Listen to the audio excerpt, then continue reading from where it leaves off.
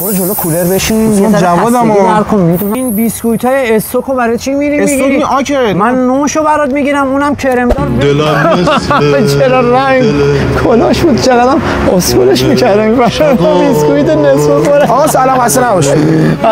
خوب آقا. من واسه 8 تیر مزاحمتون میشم. چه؟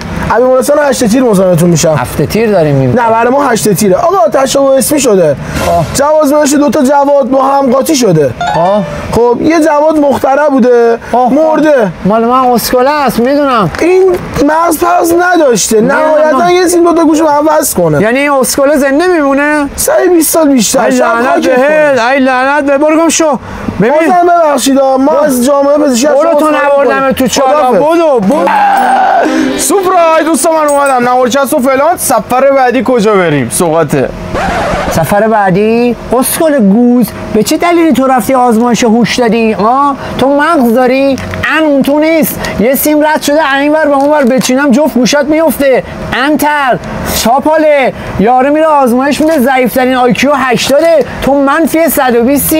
اردا که نفهم منو بگو که فکرم تو اولاغ داری میمیری. این همه هزینه کرد از تو رودت میکشم بیرون این پولا رو، فهمیدی؟ ببین یه کاری باهات میکنم میمیری بکنی. چه بلایی میخوام سرت در بیاد. همین بیسکویتم ازت میگیرم جلدشو میدم بخوری، خود بیسکویتم نمیدم، آردش میکنم یه ذره میریزم زیر چشات. بعد اینم بدون روغن باهات کار دارم. از کف مغازه لیست میزنی، غبار مغازه رو باید تمیز کنی.